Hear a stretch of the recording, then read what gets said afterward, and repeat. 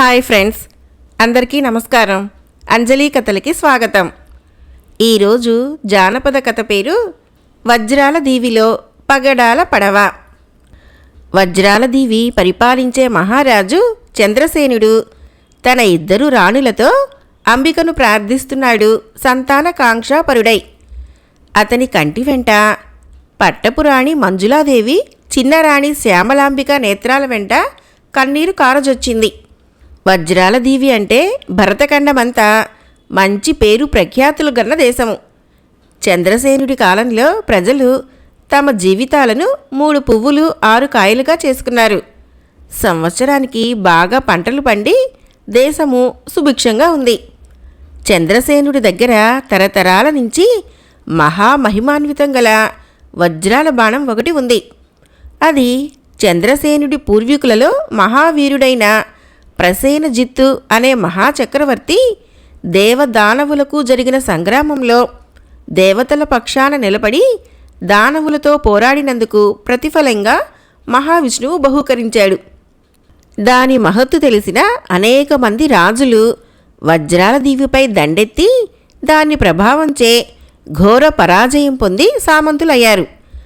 ఆ నగర రాజులకు వజ్రాల బాణం వజ్రాల దీవిలో ఉన్నంతకాలము ఆ నగరి వైపు కన్నెత్తి చూడటానికి దేవతలు కూడా సాహసించలేదు. ఈ తరం రాజు చంద్రసేనునకు పట్టపురాణి మంజులాదేవి వలన సంతానం కలగలేదు. చూసి చూసి వేసారి పట్టపురాణి అనుమతితో సామంతరాజైన సూర్యసేన మహారాజు కుమార్తె శ్యామలాంబికను పరిణయమాడాడు. సంవత్సరాలు గడిచాయి. సంతాన ప్రాప్తి కలగలేదు. మహారాజు రాణులతో కలిసి కొలవని దేవత దేవుడు లేడు. చేయని వ్రతాలు పుణ్యాలు దానాలు లేవు. చంద్రసేనునకు ఇక తనకు సంతానం కలిగే అవకాశం లేదనే దిగులు పట్టుకుంది. ఆనాడు జగన్మాత అంబిక దేవాలయంలో పూజలు చేస్తున్న మహారాజు దగ్గరకు వార్తాహరుడు వచ్చి నమస్కరించి నిలబడ్డాడు. ఏమిటి వార్త అని ప్రశ్నించాడు మహారాజు. రాజా, ఎవరో సుదూర ప్రాంతం నుండి వస్తున్న యోగి పుంగవులు తమ దర్శనం కోరుతున్నారు. ఆయన ముఖవర్చస్సు కోటి సూర్య ప్రభావంగా ఉంది. చాలా తక్కువగా మాట్లాడుతూ ఎక్కువ సంజ్ఞాపూర్వకంగా చెబుతున్నారు అన్నాడు భటుడు. వెంటనే సకల మర్యాదలతో ప్రవేశపెట్టు. దేవీ మందిరంలోనే వారి దర్శనం చేసుకుందాము అన్నాడు మహారాజు. 2 క్షణాల అనంతరం సకల మర్యాదలతో అంబిక దేవాలయంలోకి తీసుకువచ్చారు ఆయన్ని దాసదాసీలు.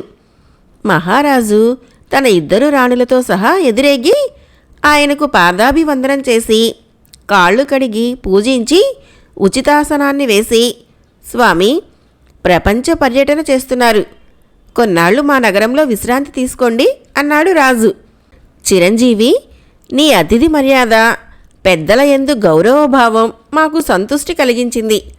మా నియమం ప్రకారము ఏ ప్రదేశంలోనూ 2 ఘడియల కంటే ఎక్కువ ఉండరాదు. నీకు ఏం కావాలో కోరుకో అన్నాడు యోగి పుంగవుడు. సర్వజ్ఞులు అయిన మీకు తెలియందేమున్నది? సంతానం లేని మానవుడు సృష్టిలో మహాపాపాత్ముడు.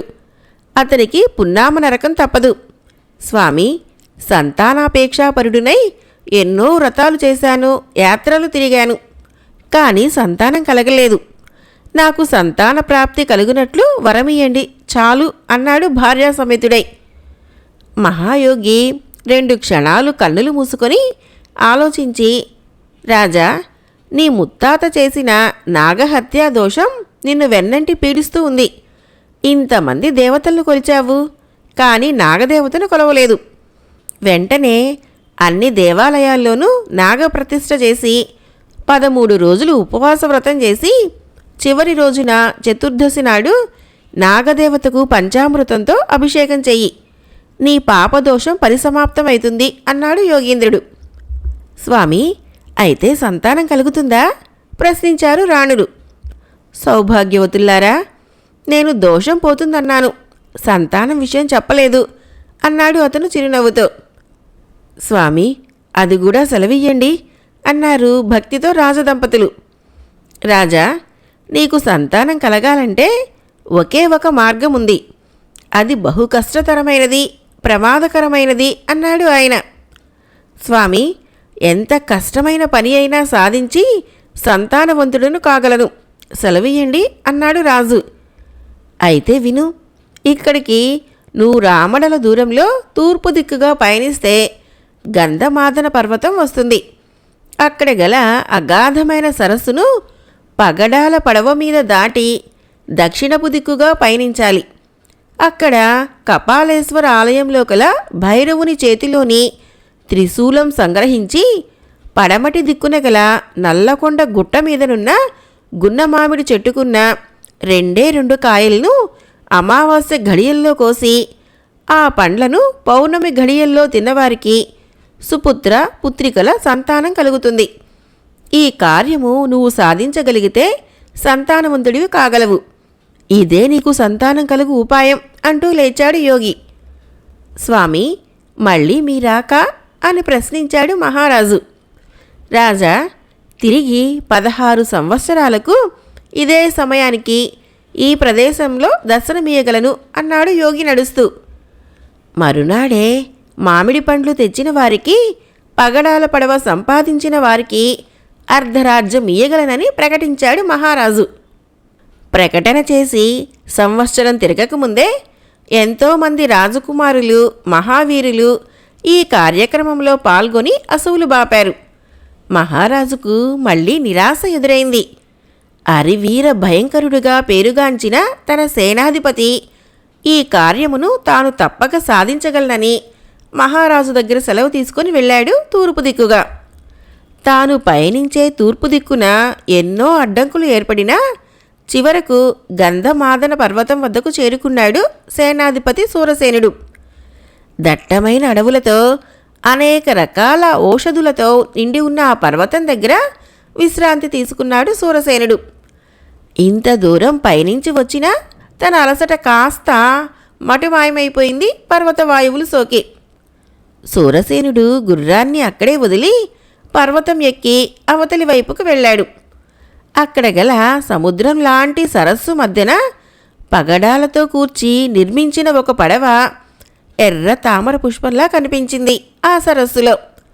సరస్సు మధ్యనున్న పగడాల పడవను చేరటం ఎలా, ఈ సరస్సును దాటడం ఎలా అనే సమస్య ఎదురైంది సూరసేనుడికి. సరస్సు గట్టున నిలబడి ఆలోచిస్తున్న సూరసేనుడికి అవతల గట్టున ఎవరో నిలబడి పిలుస్తున్నట్లు కనిపించింది. సూరసేనుడు ఆ స్వరూపాన్ని నమ్మనట్లుగా సంజ్ఞ చేశాడు. అంతే, ఆ స్వరూపము నీళ్ల మీద నడుచుకుంటూ పగడాల పడవను దాటి సూరసేనుడి దగ్గరికి వచ్చింది. తెల్లని దుస్తులు ధరించిన ఆమె ఎంతో అందంగా కనిపించింది. సూరసేన, ధైర్యే సాహసే లక్ష్మి అన్న పెద్దల సూక్తిని మరిచావు. ధైర్యం చేసి ఈ సరస్సును ఈది అవతలి గట్టుకు చేరగలవు అన్నది ఆమె. అమ్మా, నువ్వెవరివో గొప్ప మహత్తు కలదానివి కనుకనే ఈ సరస్సును దాటి యువతలకు రాగలిగావు. సామాన్య మానవుణ్ణి నేను. ఆలోచించి కాని ఏ కార్యము చేయలేను. పగడాల పడవ మీద సరస్సును దాటాలని మునివాక్కు. సరస్సును ఈదమని, నడవమని ఆయన చెప్పలేదు అన్నాడు వినయంగా. సూరసేన, నేను గంధర్వకాంతను. నీ సమయస్ఫూర్తికి సంతసించాను. ఇంతవరకు వచ్చిన అనేక మంది వీరులు త్వరపడి సరస్సులోకి దూకి ప్రాణాపాయం పొందారు. నీ తెలివికి మెచ్చాను. ఆలోచించు, ఉపాయం తట్టుతుంది అన్నది ఆమె తిరిగి కొలనులో నీటి మీదకు నడిచి వెళ్తూ. సూరసేనుడు పగడాల పడవను నిశితంగా పరీక్షించాడు. గాలిలో కదలకుండా ఏదైనా చప్పుడు వినిపించితే పడవ కదలటం గమనించాడు. గంధర్వకాంత ఉపాయము తట్టుతుంది అని ఇచ్చిన సలహాలో తట్టు అనే శబ్దం అతన్ని ఆకర్షించింది. వెంటనే 2 చేతులు తట్టాడు గట్టిగా. అంతే, పగడాల పడవ కదిలింది వేగంగా. సూరసేను వైపుకు దూసుకు వచ్చి ఆగింది సరస్సులో. సూరసేనుడు ఎగిరి పడవలోకి దూకాడు. పగడపు మ్రానుతో పగడాల కూర్పుగా నిర్మించబడిన ఆ పడవ ఎంతో అందంగా, ఆకర్షణీయంగా ఉంది. లోపల ఎత్తైన ఆసనం, సువర్ణమైన రత్నాలు పొదగబడి ఉన్నాయి. బహుశా ఏ గంధర్వకాంతలో విహరించే నౌక కావచ్చు. చివరి ఒడ్డుకు చేర్చు అని తట్టాడు చేతుల్ని. పడవ దూసుకుపోయింది అవతలి గట్టుకు. సూరసేనుడు దిగి పడవను లోపలికి పొమ్మని చేతులు తట్టాడు. పగడాల పడవ సరస్సు మధ్యకు పోయి నిలబడింది. సూరసేనుడు యోగీశ్వరుడు చెప్పిన రీతిలో దక్షిణపు దిక్కుగా పయనించాడు. 3 పగళ్ళు రాత్రిళ్ళు నడిచి కపాలేశ్వర స్వామి ఆలయం చేరుకున్నాడు. నింగిని దాటే ఆ గుడి గోపురం, దాని శిల్ప వైభవము మానవ నిర్మితాలు కావు, ఏ దేవతలో గంధర్వులో నిర్మించి ఉంటారని భావించాడు అతను. గుడి ఎదుట గల పుష్కరిణిలో స్నానం చేసి శుచిగా దేవాలయం లోపలకు అడుగుపెట్టాడు. 2 నిలువుల ఎత్తుగల భైరవ విగ్రహం, చేతిలో త్రిశూలం, ఎవరి మీదకో విసురుతున్న భంగిములో ఉన్నది. సూరసేనుడు భైరవుని స్తోత్రం చేసి పూలతో అర్చించాడు. ఆయన చేతిలోని త్రిశూలం ఎలా సంగ్రహించాలా అని ఆలోచించుతూ పగడాల పడవను తట్టినట్టే చేతులతో శబ్దం చేసి చూద్దామనుకున్నాడు. భైరవ విగ్రహానికి ఎదురుగా నిలబడి చేతులు తట్టాడు. అంతే, మరుక్షణంలో భైరవుని కన్నులు జ్యోతుల్లా వెలిగాయి. నాలుక రక్తదాహంతో ముందుకు వచ్చింది. ప్రళయ భీకరమైన ఆ స్వరూపము యొక్క బీభత్సవము చూసిన సూరసేనుడు ఒక్క అడుగు వెనక్కి వేశాడు. భైరవ విగ్రహం ప్రళయ గర్జన చేసింది. హుమ్మని హూంకరించి చేతిలోని త్రిశూలం సూరసేను వైపుకు విసిరింది. రివ్వున గాలిలో ఎగురుతూ వచ్చిన త్రిశూలము సూరసేనుని గుండెల్లో దిగబడింది. అతను చేసిన చిన్న పొరపాటు ఒక్కటే, విగ్రహానికి అందున త్రిశూలానికి ఎదురుగా నిలబడి చప్పట్లు కొట్టడమే. విగ్రహానికి కుడి లేక ఎడమ పక్కల నిలబడి సవ్వడి చేస్తే త్రిశూలము సరిగ్గా పుష్కరిణి గట్టుమీద గల జమ్మి చెట్టు మానుకు గుచ్చుకొని ఉండేది. అనేక శ్రమలకు వచ్చి ప్రభుసేవ నిమిత్తం ఇంత దూరం వచ్చి ఫలం చేతికందే తరుణంలో అసువులు కోల్పోయాడు సూరసేనుడు. సూరసేనుడు వెళ్ళి 3 మాసాలు గడిచాయి. 1.5 మాసాల కాలంలోనే అతను తిరిగి రావాలి. ఇప్పటి వరకు రాలేదంటే అతను అపాయంలో చిక్కుకున్నట్లే. మహారాజు మానసికంగా కృంగిపోయాడు. ఈ సమయంలోనే వచ్చాడు ఒక మహావీరుడు ఒంటె వాహనం ఎక్కి. అతను సరాసరి రాజదర్బార్లోకి వచ్చి మహారాజుకు నమస్కరించాడు. రాజు, ఎవరు మీరు, ఏం కావాలి అని ప్రశ్నించాడు. నిలువెల్లా చర్మపు దుస్తులు ధరించి, వీపున చర్మపుడాలు గండ్రగొడ్డలి చేత ధరించి అతి క్రూరంగా కనిపించుతూ ఉన్న ఆ వ్యక్తి హుందాగా రాజుకు ఒక చెయ్యి చాచి నమస్కరిస్తూ, రాజా, నా పేరు ప్రచండుడు. మీరు కోరిన మామిడి పండ్లను నేను తీసుకురాగలను. అయితే నాకు మీ రాజ్యము వద్దు, మీ బహుమతులు వద్దు. నాకు కావలసింది, నేను కోరేది ఒక్కటే అన్నాడు ప్రచండుడు గంభీరంగా. ప్రచండా, నీ కోరిక ఏమిటో చెప్పు. ఒక్క వజ్రాల బాణము తప్ప అన్నాడు రాజు తెలివిగా. రాజా, నాకు నీ వజ్రాల బాణం వద్దు. కానీ నీకు పుట్టే సంతానం ఆ బాణాన్ని ఎక్కుపెట్టి గురి చూసి మబ్బుల్లో వెళ్ళే గరుడ పక్షిని కొడితే చూసి సంతోషించడం మాత్రమే అన్నాడు ప్రచండుడు. ఓ, అదెంత గొప్ప కోరికే, తప్పనిసరిగా నీ కోరిక తీరుస్తాను అన్నాడు మహారాజు ఆలోచించకుండా. వజ్రాల బాణం గురిచూసి కొట్టిన తక్షణం తిరిగి రాగలదు. ఆ ధైర్యంతోనే మహారాజు మాట ఇచ్చాడు ప్రచండుడికి. ప్రచండుడు కుడిచేయి చాపి నమస్కరించి తన ఒంటె వాహనం ఎక్కి వచ్చిన దారినే పయనించాడు. ప్రచండుడు సరస్సును దాటి భైరవ ఆలయం ప్రవేశించాడు.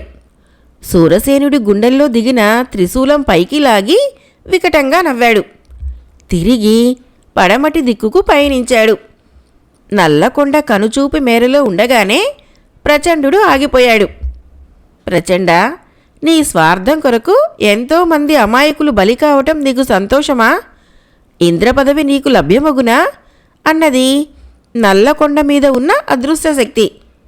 మూర్ఖపు పిరికిదయ్యమా, ఇంద్రపదవే కాదు, సమస్త భూమండలాన్ని కూడా జయించగల శక్తి ఉంది నాకు. నీలాంటి పిరికివాళ్లు ఉన్నంతకాలము మన జాతి గతులు ఇంతే అన్నాడు ముందుకు నడుస్తూ. ఆగు, నువ్వు ఏ జాతి వాడవో నాకు అనవసరం. నేను కోరిన బలి ఇచ్చిన తర్వాతే ఈ నల్లగుట్ట మీద కాలు మోపగలవు అన్నది ఆ అదృశ్య రూపం. పిచ్చి రాక్షసి, తీసుకో నీ బలి అంటూ తన కుడి చేతిలోని గండ్రగొడ్డలు ఎత్తి ఎడమ చేయి నరికి రక్తతర్పణమిచ్చాడు అదృశ్య శక్తికి. ప్రచండ, ఇంతటి సాహసవంతుడువు ఆలోచన లేకుండా తప్పుదారిన నడుస్తున్నావు. నీ బలికి నాకు తృప్తి కలిగింది. స్వీకరించు నీ ఎడమ హస్తం అంది అదృశ్య రూపం. వెంటనే యథావిధిగా ప్రచండుని చేయి రూపం దాల్చింది. ప్రచండు రెట్టించిన ఉత్సాహంతో నల్లకొండ ఎక్కాడు. శిఖరాగ్రాన ఉన్న గున్న మామిడి చెట్టుకు పండిన 2 కవల ఫలాలు ఉన్నాయి. చేత త్రిశూలం ధరించి సిద్ధంగా ఉన్నాడు అమావాస్య ఘడియల కోసం. నల్లకొండ వికృత రూపం దాల్చింది. పర్వతం నిండా పిశాచాల దండు విడుదల చేసింది. ప్రపంచంలోని పిశాచాలన్నీ అక్కడికి చేరటం, ఈ మామిడి పండ్ల కోసం ప్రయత్నించడం, ఆశాభంగం పొందటము పరిపాటి. ఎన్నో ఏళ్ల నుంచి అవి ఇలాగే ప్రయత్నిస్తూనే ఉన్నాయి, భంగపడుతూనే ఉన్నాయి. ప్రచండు ఒక్కసారి ఆకాశంలోకి చూశాడు తల పైకెత్తి. వెంటనే కుడి చేతిలోని భైరవ త్రిశూలం జంట ఫలాల వైపు విసిరాడు. పిశాచాలు గోలగోలగా అరుస్తూ క్రిందపడే ఫలాల కోసం తన్నుకులాడసాగాయి. ప్రచండు ఆకాశంలోకి ఎగిరాడు.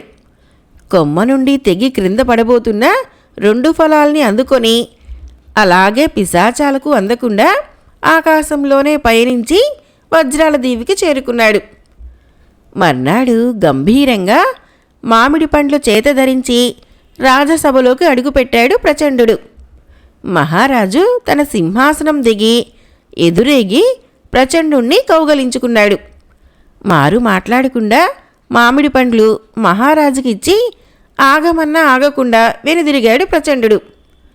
4 అడుగులు వేసి వెనుదిరిగి చూడకుండానే, రాజా, సరిగ్గా 6 సంవత్సరాలకి వస్తాను. రాజకుమారుని వజ్రాల బాణ విలువిద్యా ప్రదర్శనానికి అంటూ వెళ్ళిపోయాడు ప్రచండు. నిండు పున్నమి కన్నులకింపుగా ఉన్నది. తమ అంతఃపుర సౌదోపరి భాగాన ఆసీనులై ఉన్న మహారాజుకి ఇరుప్రక్కల పట్టపురాణి మంజులాదేవి, చిన్నరాణి శ్యామలాంబికలిద్దరూ మహారాజుకు నమస్కరించి 2 ఫలాల్ని తీసుకుని భుజించారు. పై చర్మము గింజలు మహారాజు తమ పంచకళ్యాణికి పెట్టాడు స్వయంగా. ఆనాడు వజ్రాల దీవి కన్నుల పండుగగా అలంకరించబడి ఉంది. దేశ దేశాల నుంచి రాజులు సామంతులు వచ్చారు శుభాకాంక్షలు తెలపటానికి. పట్టపురాణి మంజులాదేవి మగబిడ్డను ప్రసవిస్తే చిన్నరాణి శ్యామలాంబిక ఆడబిడ్డను ప్రసవించింది. గుర్రపుశాలలో ఉన్న పంచకళ్యాణి ముద్దులు మూటగట్టే నల్లని అశ్వాన్ని ప్రసవించింది. మహారాజు చంద్రసేనుడు కోశంలో ఉన్న ధనమంతా వెచ్చించాడు ఆ రోజు పేదల కోసం. వరుసగా మాసం రోజులు నాగపూజలు, నాగదేవతలకు అభిషేకాలు జరిగాయి. వచ్చిన రాజులకు సామంతులకు విలువైన కానుకలు బహుకరించాడు మహారాజు ఆప్యాయంగా. తమ రాజు సంతానవంతుడైనాడని వజ్రాల దీవి ప్రజలు 3 మాసాలు ప్రతిరోజు పండగ జరిపారు. వజ్రాల దీవి నిజంగా వజ్రాల దీవి అయింది. యువరాజుకు అజేయుడు అని, కుమార్తెకు అవిలాదేవి అని పేర్లు పెట్టారు. లేకలేక కలిగిన సంతానాన్ని చూసి మురిసిపోయారు రాజదంపతులు.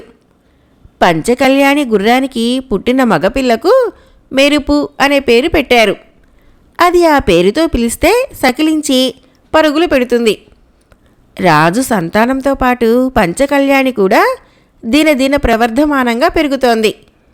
మహారాజుకు వేరే చింతలేమీ పట్టలేదు. పిల్లలతో ఆడుకోవటం, మెరుపు మీద వాళ్ళిద్దరినీ ఎక్కించి తిప్పటం, ఇది ఆయన దిన కార్యక్రమం. ఇట్టే 5 సంవత్సరాలు గడిచాయి. యువరాజు అజేయుడు, కుమార్తె అవిలాదేవికి ఆ రోజు అక్షరాభ్యాస మహోత్సవం జరుగుతోంది. వజ్రాల దీవి నగరం అలంకరించబడి ఉంది. ప్రత్యేకంగా నిర్మించబడిన వేదిక మీద రాజు తన 2 పిల్లలకు రాజగురువు శ్రీకాంత శర్మచే విద్యాభ్యాసం చేయించుచున్నారు. క్రింద ఇసుక పోసి బంగారు పుడకతో ఓం నమః శివాయ అని దిద్దించుతూ ఉండగా ఏదో సవ్వడి వినిపించింది. మహారాజు యాదృచ్ఛికంగా అటు తిరిగి చూశాడు. తమ ఎదురుగా ప్రచండు 2 చేతులు నడుం మీద పెట్టుకొని తీక్షణంగా మహారాజును చూస్తున్నాడు. మహారాజు లేచి ప్రచండుని దగ్గరికి వెళ్ళి, ప్రచండ, నీ కోరిక నాకు గుర్తుంది. అయితే చిరంజీవి అజేయుడు వజ్రాల బాణం మోయలేడు. మరో 6 సంవత్సరాలు ఆగావంటే అతను అన్ని విద్యల్లో పరిపూర్ణత సంపాదించుకోగలడు అన్నాడు చిరునవ్వుతో. ప్రచండు మౌనంగా తలూపి రాజకుమారుణ్ణి, రాజకుమార్తెను ఒకసారి చూసి వెనుదిరిగి తన ఒంటె వాహనం మీద ఎక్కి వెళ్ళిపోయాడు. రాకుమారుడు సకల విద్యల్లో పరిపూర్ణత సిద్ధించుకున్నాడు. అస్త్ర శస్త్ర విద్యా పారంగతుడయ్యాడు. గుర్రపు స్వారీలో, విలువిద్యలో, కత్తిసాములో అతన్ని ఓడించగల దిట్ట ఎక్కడా పుట్టలేడు. మెరుపు మీద ఎక్కితే 3 గంటల్లో వజ్రాల దీవి చుట్టూ తిరిగి రాగల వేగంతో పయనించగలడు. ఆకాశంలో మబ్బుల మాటున దాగి ఉన్న పక్షిని సైతం కొట్టగలడు. అంతటి విలువిద్యా సంపన్నుడిగా తయారయ్యాడు అజేయుడు. రాకుమారి అవిలాదేవి 64 విద్యలు, 4 వేదాలు, అనేక సంగీత సాహిత్య విద్యల్లో పరిపూర్ణత కలిగిన విద్యావతిగా తయారైంది. మెరుపు నిజంగా మెరుపులాగే పయనిస్తుంది, నేల మీదే కాదు ఆకాశంలో కూడా. మహారాజు చంద్రసేనుడు సంతుష్టుడైనాడు. అయితే ప్రచండుని మాట మరిచిపోయాడు. ఆనాడు రాకుమారునికి, రాకుమార్తెకు 12 సంవత్సరాలు నిండాయి. వారి జన్మదినోత్సవ వేడుకలు బ్రహ్మాండంగా జరపాలని దేశ విదేశాల నుంచి అనేక మంది కళాకారులను, వీరులను రప్పించి పోటీలు ఏర్పాటు చేశాడు రాజు చంద్రసేనుడు. ఆ పోటీల్లో యువరాజు కూడా విధిగా పాల్గొనేటట్లు చేశాడు. ముందుగా అశ్వస్వారీ ప్రారంభమైంది. ఆ పోటీలో అనేక జాతుల గుర్రాలు పాల్గొన్నాయి. అయితే మెరుపు వేగానికి అవి నిలబడలేకపోయాయి. ఆ పోటీలో యువరాజును విజేతగా ప్రకటించారు. మల్లయుద్ధ ప్రవీణుల పోటీలో అందర్నీ ఓడించిన మహామల్లు రాజభూషణుడితో పోటీ ఏర్పాటు అయింది. 12 సంవత్సరాలు నిండిన యువరాజుకు 35 సంవత్సరాలు నిండిన జగజ్జెట్టికి పోటీయా? రాజభూషణుడు ఈ పోటీకి అంగీకరించలేదు. అయితే నిపుణుల బలవంతం మీద రాకుమారునితో పాల్గొని ఒకే ఒక పట్టులో అజేయుణ్ణి ఓడించాడు. ఈ పోటీలో రాజభూషణుడే విజేతగా ప్రకటింపబడ్డాడు. మహారాజు, యువరాజు బాధపడలేదు. పైగా అతన్ని ప్రశంసించారు. యువరాజు అతనికి నమస్కరించి వేదిక దిగాడు. తర్వాత కత్తిసాములో అందర్నీ ఓడించిన మహావీర పద్మనందుడికి, అజేయుడికి పోటీ ఏర్పాటైంది. ఈ పోటీలో అనేక మెళుకువలు ప్రదర్శించారు ఇద్దరు. ఇదిగో నందుడి పని సరి, ఇదిగో రాకుమారుడు ఓడిపోయాడు అనే మాటలతో రణగుణధ్వని తయారైంది. పద్మనందుడు క్రింద నుండి విసిరిన ఖడ్గానికి యువరాజు ఖడ్గం ఎగిరి అల్లంత దూరంలో పడటంతో మహావీరుడుగా పద్మనందుడు తన పదవిని, బిరుదును దక్కించుకున్నాడు. యువరాజు అతనికి పాదాభివందనం చేసి వేదిక దిగాడు. వరుసగా 2 పోటీల్లో ఓడిపోయినా మహారాజు గాని, యువరాజు గాని బాధపడలేదు. కారణం శారీరకంగా యువరాజు ఎదగలేకపోవటం. చివరికి విలువిద్యా పాఠవం జరిగింది. అందర్నీ ఓడించిన కిరీటి బిరుదాంకితుడు పార్వతీశుడు ఒక్కడే మిగిలాడు. అతనితో పోటీ ఏర్పాటైంది. యువరాజు అజేయుడు పార్వతీశుని కంటే మెలకువలు ప్రదర్శించి శభాష్ అనిపించుకున్నాడు. చివరిసారిగా కనుచూపు మేరలో ఏర్పాటు చేసిన నల్లని చక్రం మధ్య తెల్ల గుర్తులో బాణాన్ని వేయాలనే పోటీలో కనుచూపు మందగించిన కిరీటి బిరుదాంకితుడు పార్వతీశుడు తప్పాడు. గురు చూసి వదిలిన యువరాజు బాణం తెల్లని మబ్బులో కూర్చుంది. ఆ పోటీలో విజేతగా అజేయుడు ప్రకటింపబడ్డాడు. మహారాజా అనే మేఘగర్జన లాంటి కేకతో చంద్రసేనుడు త్రుళ్ళిపడి అటు చూశాడు. చర్మపు డాలు, చేత కత్తి, చర్మపు దుస్తులు ధరించిన ప్రచండుడు కనిపించాడు. ఈ సమయంలో గుర్తుకు వచ్చింది తన వాగ్దానం. సింహాసనం దిగి ప్రచండుని దగ్గరికేగి అతన్ని కౌగలించుకొని, ప్రచండ, మన్నించు, పొరపాటైంది. అదిగో నీ అనుగ్రహం వలన పుట్టిన బిడ్డలు పెరిగి ఎంత వారయ్యారో చూడు. రా, నీ కోరిక తీరుస్తాను అంటూ అతన్ని తన సింహాసనం దగ్గరికి తీసుకువచ్చాడు చంద్రసేనుడు. మంత్రికి, రాజగురువుకు, మహారాణులకి తప్ప ఈ ప్రచండుడెవడో ఎవరికీ తెలీదు. మహారాజు సమస్త ప్రజలు కూర్చున్న ఆ ఉత్సవ సభలో ప్రచండుణ్ణి పరిచయం చేశాడు. యువరాజు, యువరాణి మెరుపు ఈ మహానుభావుడు తెచ్చిన ఫలాల వల్లనే జన్మించారని చెబుతూ అతను కోరిన చిన్న కోర్కెను కూడా వెల్లడించాడు. ప్రజలు ప్రచండునికి జై అని నినాదాలు ఇచ్చారు. కానీ రాజగురువు శ్రీకాంత శర్మ మాత్రం ఈ చిన్న కోర్కెలోనే ఏదో నిగూఢత ఉన్నదని అనుమానించాడు. ఇదే అనుమానాన్ని వ్యక్తం చేశాడు మహారాజుకు రహస్యంగా. మహారాజు అలాంటి అనుమానం వద్దని చెప్పాడు రహస్యంగా ఆయన చెవిలో. యువరాజుని పిలిచి ప్రచండునకు నమస్కరించమన్నాడు. అజేయుడు అతనికి నమస్కరించాడు. మహారాజు వెంటనే పోయి స్వయంగా దేవమందిరంలో నిక్షిప్తం చేసిన వజ్రాల బాణం తీసుకువచ్చాడు. ప్రజలు వజ్రాల బాణం చూడటం అదే మొదలు. ఎన్నో తరాలుగా ఆ బాణం దేవతా మందిరంలో పూజలందుకుంటుంది తప్ప బయట ప్రపంచానికి తెలియదు. అయితే శత్రురాజులు ఆ బాణం మహత్తు విని వజ్రాల దీవి వైపు కన్నెత్తి చూడటానికి భయపడి తమ తాతలు, తండ్రులు తాము వజ్రాల దీవిలో స్నేహంగా ఉంటూ వచ్చారు. 3 అడుగుల పొడవు, సువర్ణమయము, వజ్రాలు తాపడం చేసియున్న మహిమాన్వితం గల ఆ బాణం చూసిన ప్రచండుడు కన్నులు చిట్లించి చూశాడు.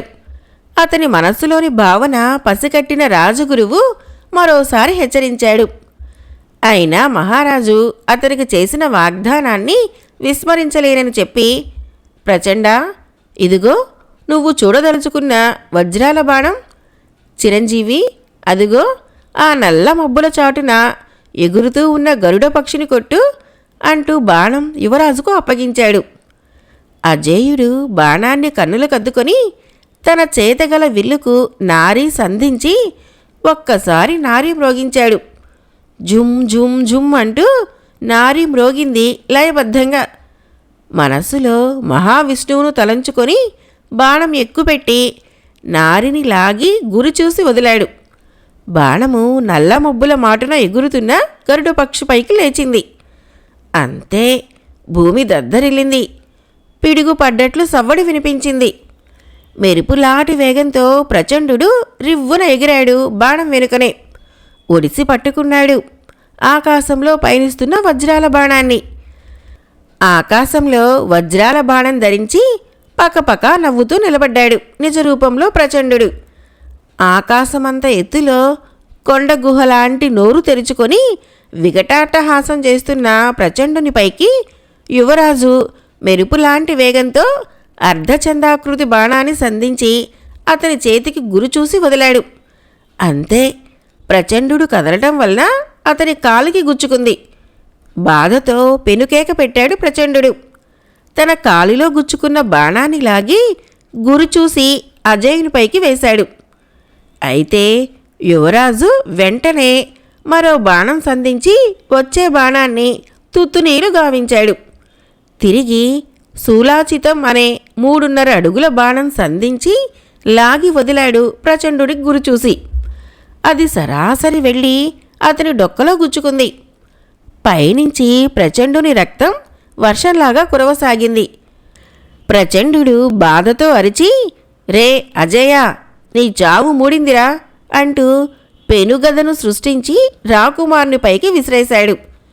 ప్రజలు హాహాకారాలు చేస్తూ చెల్లాచెదురు కాసాగారు. అజేయుడు గండ్రకత్తెర అనే వంకర బాణాన్ని సంధించి నారీ బలంగా లాగి వదిలాడు గదపైకి. గద ఆకాశ మార్గంలోనే పొడి పొడిగా మారి రక్తంలో కలిసి ఎర్రని వడగలులాగా రాలింది. ప్రచండుడు బాధకు తాళలేక, చంద్రసేన, నేను నీకు చేసిన మేలుకు ప్రతిగా ఈ బాణం తీసుకువెళ్తున్నాను. అయితే అజేయుడు కొట్టిన దెబ్బకు నేను ప్రతిఫలం తీసుకుంటాను అంటూ అంతర్ధానమయ్యాడు. ఎంతో ఉత్సాహంగా మొదలుపెట్టిన వేడుకలు వజ్రాల బాణం పోవటంతో విషాదంగా ముగిశాయి. అయినా మహారాజు విజేతలను తగిన రీతిన సత్కరించి వీడ్కోలు ఇచ్చాడు అందరికీ. ఆ రాత్రి అత్యవసర సమావేశం జరిగింది. మహారాజు మాట్లాడుతూ, తరతరాల నుంచి నిక్షిప్తమై ఉన్న వజ్రాల బాణం ఎందుకు అపహరించబడిందో అంతుపట్టని విషయం. ప్రచండుడు ఎవరు? వజ్రాల బాణానికి అతనికి గల సంబంధం ఏమిటి?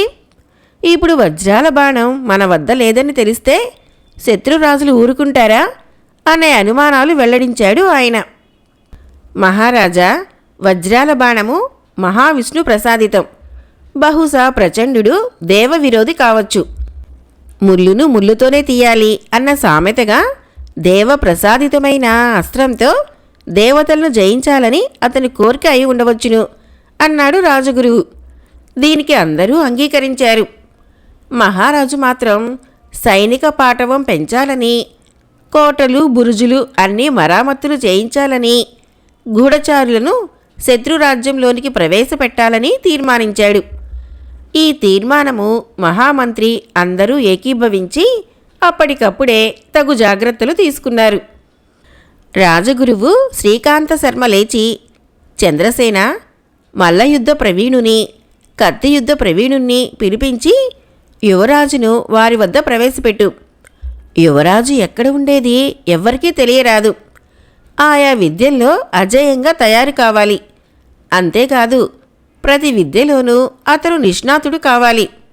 నేను అతనితో పాటు అజ్ఞాతవాసం చేస్తాను అన్నారు లేచి. మహారాజు ఆదేశంపై ఆ రాత్రికి రాత్రే రాజగురువు, యువరాజు, మల్ల, కత్తి యుద్ధ ప్రవీణులు మెరుపు గుర్రంతో సహా ఎవరికీ తెలియని చోటికి అతి రహస్యంగా తరలి వెళ్లారు. చంద్రసేనుడు సమయానికి తీసుకున్న జాగ్రత్తల వలన శత్రురాజులు వజ్రాల దీవి వైపు కన్నెత్తి చూడలేకపోయారు. పైగా యువరాజు ప్రతాపం చూసి విని ఉండటం కూడా కొంత కారణమైంది. చంద్రసేన మహారాజు 1000 కళ్ళతో దేశాన్ని కాపాడుకుంటూ యువరాజు విషయం జాగ్రత్తగా గమనిస్తూ సైన్యాన్ని అప్రమత్తం చేస్తూ 4 సంవత్సరాలు అహర్నిశలు శ్రమించాడు. యువరాణి అవిలాదేవి సంపూర్ణ యవ్వనవతి అయింది. ఆమెకు పొరుగురాజు విక్రమవర్మ పుత్రుడు విజయవర్మతో వివాహం నిశ్చయమైంది. రాజు మాత్రము 16 సంవత్సరాల క్రితం తమకు దర్శనమిచ్చిన యోగి పుంగవుని కోసం ఎదురుచూస్తున్నాడు. ఆనాడు నిండు పున్నమి. యువరాజు అఖండ మేధా సంపన్నుడిగా, అజేయమైన వీరునిగా తిరిగి వచ్చాడు.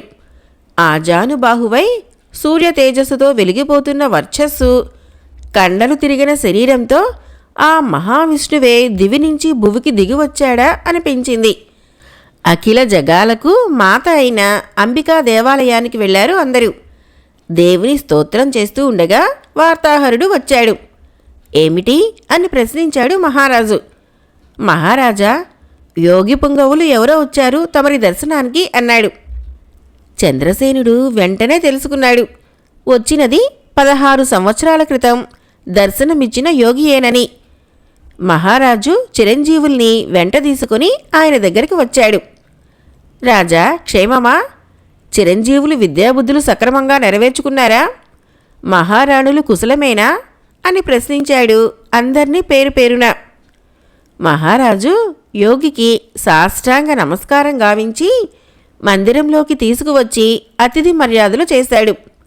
ఆ తర్వాత స్వామి అంటూ ఈ 16 సంవత్సరాల కాలంలో జరిగిన సంఘటనలు అన్నీ పూర్తిగా చెప్పాడు. రాజా, చిరంజీవి అజేయుడు దీనికి సమర్థుడు. ఇదిగో ఈ రత్నాల మాల స్వీకరించు. దీనిని మెడలో ధరించి కోరుకున్న తక్షణమే అంతర్ధానమవుతాడు చిరంజీవి. స్వీకరించు. ఇదిగో ఈ పావుకోళ్ళు తీసుకో. వీటిని ధరించిన అంతరిక్షంలో ఎగురగలవు అజయ అంటూ రాక్షసుని తావు తెలుసుకోవాలంటే నల్లకొండ దగ్గరికి వెళ్ళమని సలహా ఇచ్చి లేచాడు వెళ్ళటానికి. స్వామి, తమరి దర్శనం అన్నాడు చంద్రసేనుడు. రాక్షస సంహారం జరిగిన తర్వాత అజేయును పట్టాభిషేకానికి అంటూ వెళ్ళాడు యోగి అందర్నీ దీవించి. తండ్రి వద్ద, తల్లుల వద్ద, గురువు వద్ద సెలవు తీసుకుని వజ్రాల ఖడ్గం సంపాదించుకుని రావటంతో పాటు ప్రచండుని కూడా చంపి వస్తానని చెప్పి మెరుపు గుర్రాన్ని ఎక్కి తూర్పు దిక్కుగా ప్రయాణం సాగించాడు యువరాజు అజేయుడు. మెరుపు గుర్రం మీద అజేయుడు పైనుంచి గంధమాదన పర్వతం దగ్గరికి వచ్చి ఆగాడు. పర్వతం మీద నుంచి వచ్చే శీతల వాయువు సోకి అజేయుడు తన్మయత్వంలో పడ్డాడు. గుర్రాన్ని దిగి కాసేపు విశ్రాంతి తీసుకుందామని అక్కడే గల మర్రి చెట్టు నీడన కూర్చున్నాడు. ఆకలి వేయసాగింది. వెంటనే గుర్రం జీనుకు కట్టబడి ఉన్న ఆహారపు సంచిని, మంచినీటి తిత్తిని తీసుకొని చెట్టు క్రిందకు వస్తూ గుర్రాన్ని మేత తినమని కళ్ళం ఊడదీశాడు. తను వృక్షం క్రిందకు వచ్చి ఆహారపు సంచిని తీసుకొని దానిలోనుంచి అటుకులు బెల్లం తీసుకొని తిననారంభించాడు. నాకు పెట్టరా అని వినిపించింది అదృశ్య స్వరం కమ్మని గొంతుతో. అజేయుడు ఆలోచించకుండా తీసుకోమన్నట్లు చేతిలో అటుకులు బెల్లం ఉంచుకొని చేయి చాపాడు. గాజుల గలగలతో ఒక అదృశ్య హస్తం అవి తీసుకొని తిననారంభించింది. అజేయుడు మొత్తం ఆహారాన్ని అదృశ్య హస్తానికి అందించాడు. చాలు అన్నది ఆ అదృశ్య గొంతు. ఎవరు నువ్వు ప్రశ్నించాడు అజేయుడు. అభాగ్యురాలని అంది ఆవిడ. అంటే ప్రశ్నించాడు అజేయుడు. శాపగ్రస్తురాలని అన్నదామె విషాదంగా నవ్వుతూ. నీకు శాప విముక్తి ఎలా కలుగుతుంది ప్రశ్నించాడు అజేయుడు. అదిగో ఈ పర్వతం అవతలి వైపునున్న సరస్సులలో పగడాల పడవ మీద అదృశ్య రూపురాలైన నన్ను పరిణయమాడితే నాకు శాప విముక్తి లభిస్తుంది అన్నదామె. సరే, ఆ పడవ ఎలా ఎక్కాలి? అది నీ తెలివితేటల మీద ఆధారపడి ఉంటుంది. వెంటనే మెరుపును అధిరోహించాడు అజేయుడు. అదృశ్య రూపం కూడా అతని వెంట పయనించింది. గంధమాదన పర్వతం అతి తేలికగా ఎక్కి అటు పక్కకు వెళ్ళాడు అజేయుడు. సరస్సు మధ్యన పగడాల పడవ కనిపించింది. గుర్రము పడవను చూసి సకిలించింది. పడవ కదిలింది జోరుగా. అజేయుడు అర్థం చేసుకున్నాడు. పగడాల పడవా, రా వజ్రాల దీవికి అన్నాడు చప్పట్లు కొట్టి. అమిత వేగంతో పడవ సరస్సు గట్టుకు చేరుకుంది. అజేయుడు గుర్రంతో సహా ఎక్కాడు పగడాల పడవ మీద. అదృశ్య రూపం కూడా పగడాల పడవను అధిరోహించినట్లు తెలుసుకున్నాడు. సరస్సు మధ్యకు పద అన్నాడు పడవతో. పడవ కదిలింది. 2 క్షణాల్లో సరస్సు మధ్యకు చేరుకుంది పడవ. అంతే, 2 పుష్పహారాలు ఎక్కడి నుంచో వచ్చి అజేయుని ముందు ప్రత్యక్షమయ్యాయి. అజేయుడు, ఓ అదృశ్య సుందరి, రా నా ముందుకు అని పిలిచాడు. తనకెదురుగా ఎవరో నిలబడినట్లు గ్రహించాడు. గుర్రం దిగి తన మెడలోని ముత్యాల హారం స్పర్శించి అంతర్ధానం కావాలనుకున్నాడు. మరుక్షణంలో అజేయుడు అదృశ్య రూపుడై అదృశ్య రూపంలోనున్న గంధర్వ కన్యను గమనించాడు. అజేయుని మహత్తుకు ఆమె కూడా ఆశ్చర్యం చెందింది. అజేయుడు తన చేతిలోని పూలదండను ఆమె మెడలో వేశాడు. ఆమె అతని మెడలో దండ వేసింది. ఆకాశంలో మెరుపు మెరిసింది. గంధర్వ కన్య నిజరూపం దాల్చి అజేయుని పాదాలకు నమస్కరించింది. స్వామి, నన్ను శాప విముక్తురాలను చేయటమే కాకుండా నాకు పునర్జన్మ ప్రసాదించారు అన్నది ఆమె. ఎవరు నీవు, ఏమి నీ కథ అని ప్రశ్నించాడు అజేయుడు పగడాల పడవలో గల సువర్ణమయమైన ఆసనం పైన కూర్చుంటూ. గంధర్వరాజు మహతికి నేను సోదరిని. నేను సర్వవిద్యా పారంగతురాలను. నా పేరు విద్యాధరి. దేవేంద్రుని కొలువులో జరిగే సాహిత్య, సంగీత, నాట్య, తర్క ఇత్యాది పోటీలలో నన్నే మధ్యవర్తిగా ఉండమనేవారు. దీనివలన నాకు అనేక మంది విరోధులు పోగయ్యారు.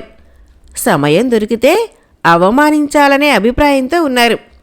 ఒక రోజున దేవసభలో జరిగిన పోటీల్లో పాల్గొని నేను గంధర్వలోకం వస్తున్న దారిలో నన్ను కొంతమంది అడ్డగించి అవమానం చేయబోయారు.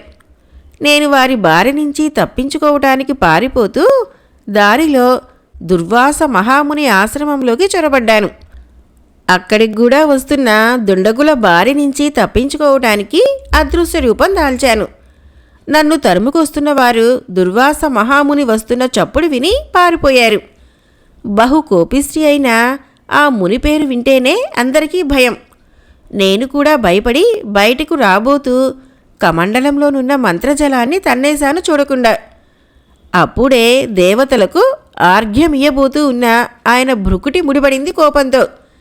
చెయ్యి పైకెత్తి, ఓ అదృశ్య రూపమా, నువ్వు అదే రూపంలో ఉండి ఈ నీళ్లు క్రింద పారినట్లే నీ జీవితం కూడా నేలపాలవుగాక అని శపించాడు.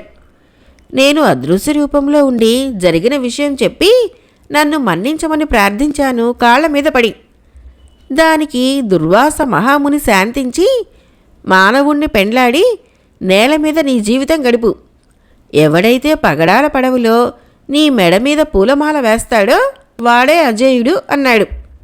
స్వామి, ఇది నా కథ అంటూ విద్యాధరి తన కథను చెప్పింది. పగడాల పడవ అవతలి ఒడ్డుకు చేరింది. అజేయుడు విద్యాధరి మెరుపు గుర్రంతో సహా పడవ దిగాడు. జరిగిన విషయమంతా చెప్పాడు విద్యాధరికి. తాను వచ్చే వరకు ఇక్కడే ఉండమని, లేకుంటే పగడాల పడవలో విశ్రాంతి తీసుకుంటే తన పంచకళ్యాణి మెరుపు గుర్రం కాపలా కాస్తూ ఉంటుందని చెప్పాడు అజేయుడు. విద్యాధరి తలూపి పగడాల పడవలో కూర్చుంది. మెరుపును విద్యాధరికి కాపుగా ఉండమని చెప్పి తాను మాయా పాదుకులను ధరించి దక్షిణపు దిక్కుగా పయనించాడు అజేయుడు. దక్షిణపు దిక్కులో గల భైరవ దేవాలయం దగ్గర ఆగి దేవాలయం లోపలికి వెళ్ళాడు.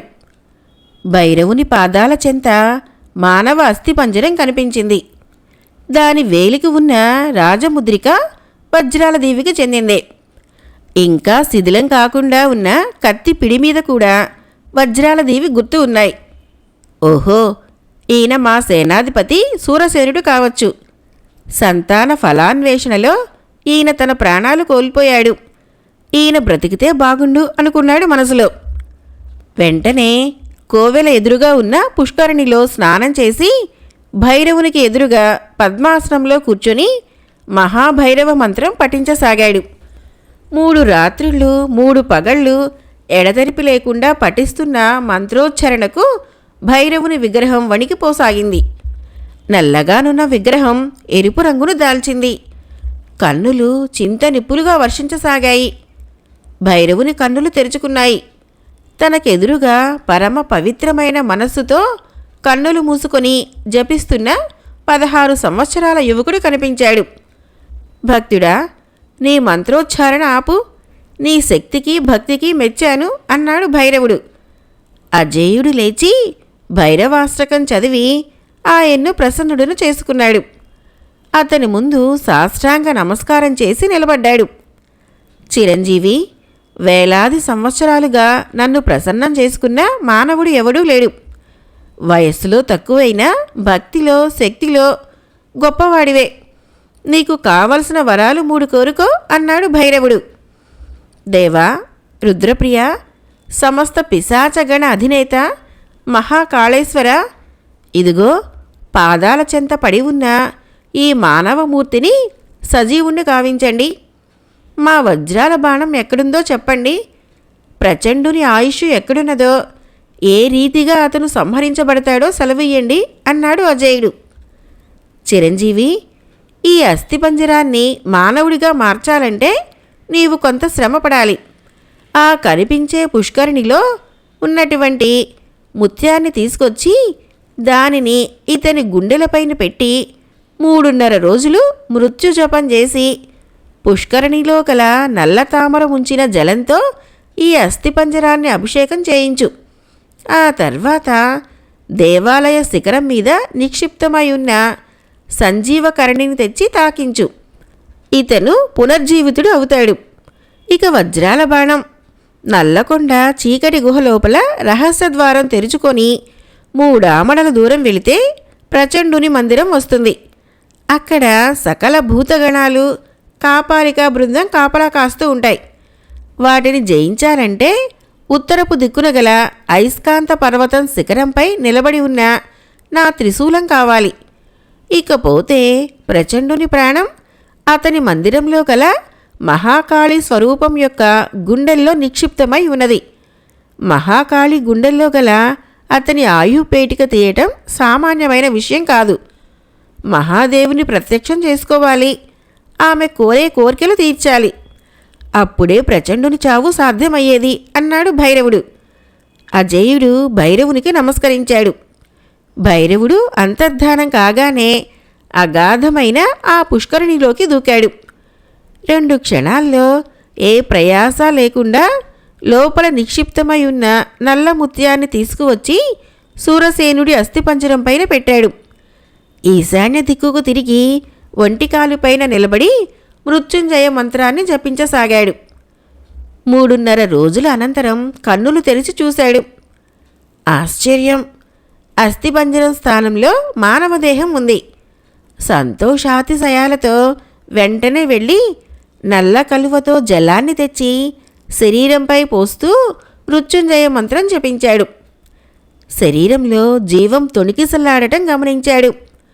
మాయా పాదుకలు ధరించి గగన వీధిలోకి ఎగిరి శిఖరంపై నిక్షిప్తమై వింత వింత రంగులు విరజిమ్మబడుతున్న సంజీవకరణిని తీసుకొచ్చాడు క్రిందకి.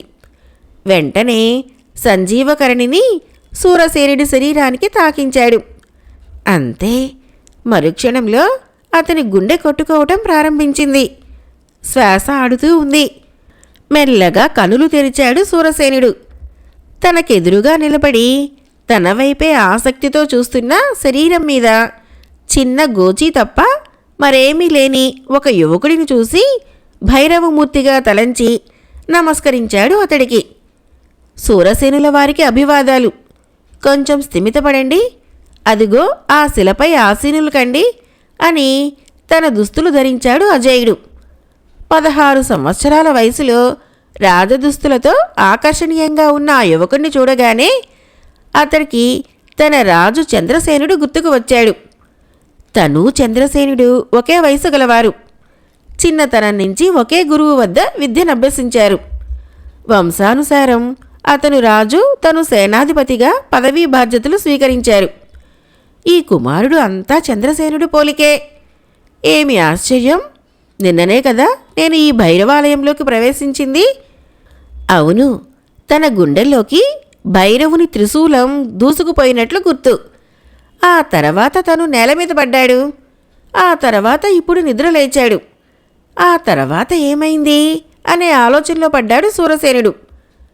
వజ్రాలదీవి సర్వసేనాధిపతి సూరసేనుల వారికి వజ్రాలదీవి యువరాజు అజేయుడు నమస్కరిస్తున్నాడు అంటూ అభివాదం చేశాడు యువరాజు. సేనాధిపతి సూరసేనుడు అవాక్కైపోయాడు. అంటే తను 16 సంవత్సరాల పాటు మృతుడుగానే ఉండిపోయాడా?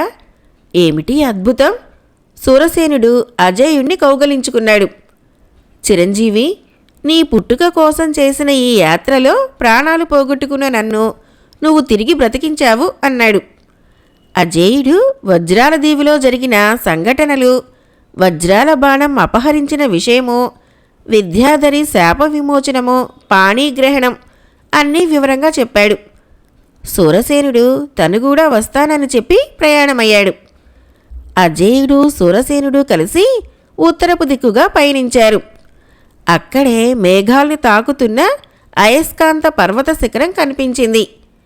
దానిపైన భైరవుని త్రిశూలం ఆకాశాన్ని చూస్తున్నట్లు లీలగా కనిపించింది. సూరసేనుణ్ణి అక్కడే ఉండమని చెప్పి మాయాపాదుకలు ధరించి అంతరిక్షంలోకి ఎగిరి అయస్కాంత పర్వత శిఖరం చేరుకున్నాడు అజేయుడు. భైరవుని త్రిశూలం చేతపట్టుకొని 2 క్షణాల్లో నేల మీదకు దిగాడు అతను. సూరసేనుడితో కలిసి పడమర దిక్కుకు ప్రయాణించాడు. అతి త్వరలో నల్లకొండలో గల చీకటి గుహలోకి పయనించారు ఇద్దరు. చీకటి గుహలో నివాసాలు ఏర్పరచుకున్న పిశాచాలు, భూతాలు భైరవ త్రిశూలం ధరించి వస్తున్న మానవులను చూడగానే చప్పుడు కాకుండా పక్కకి తొలగి దారి ఇచ్చాయి. గుహ అతి రహస్య ద్వారం తెరుచుకొని ప్రచండుని మందిరంలోకి ప్రవేశించారు ఇద్దరు. ప్రచండుని గుహ మందిరం అనేక భూత ప్రేత పిశాచ గణాలకు నిలయంగా ఉంది. ఎక్కడ చూసినా మణులు, మాణిక్యాలు, రత్నాలు కుప్పలుగా పోసి ఉన్నాయి. అతని సంపదకు ఆశ్చర్యచకితులైనారు ఇద్దరు. రేయ్ నరులారా, ఎంత సాహసంరా మీకు అంటూ వచ్చిందొక వంటికంటి రాక్షసి. సూరసేనుడు చివాలున తన చేతిలోని కత్తితో తమ మీదకు ఎత్తిన చేతి మీద కొట్టాడు. పెనుకేక పెట్టి సూరసేనుడి మీద పడి అతని నడుం పట్టుకొని పైకి లేపింది ఆ రాక్షసి. అజేయుడు తన చేతిలోని త్రిశూలంచే ఆ రాక్షసి గుండెలోకి పొడిచాడు. కొండంత రాక్షసి నేలకూలింది కిక్కుడు మనకుండా. ఇద్దరూ మరికొంత దూరం నడిచారు.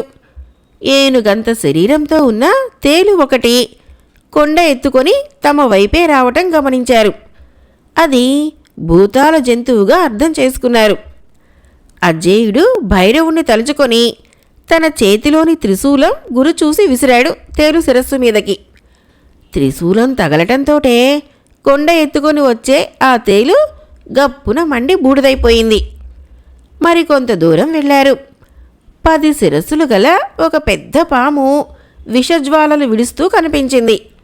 దాని విషజ్వాలల్లో ఎంత మహత్తు గలవాడైనా మాడిపోవలసిందే. వెంటనే అజేయుడు దానిమీద కూడా భైరవాయుధం ప్రయోగించాడు. భైరవ త్రిశూలం సరాసరి వెళ్ళి దాని గుండెల్ని తాకటంతో భగ్గున మండిపోయింది. ఇద్దరూ ముందుకు సాగిపోయారు. అల్లంత దూరంలో ఒక పెద్ద బంగారు శిలపై నిలువుగా ఉంచబడిన వజ్రాల బాణం యొక్క వెలుగు కనిపించింది. దాని చుట్టూ అనేక పిశాచాలు భూతాలు కాపలా కాస్తున్నాయి. తమ దగ్గరగా వస్తున్న మానవుల్ని చూడగానే పిశాచాలు ఎగరటం ప్రారంభించాయి.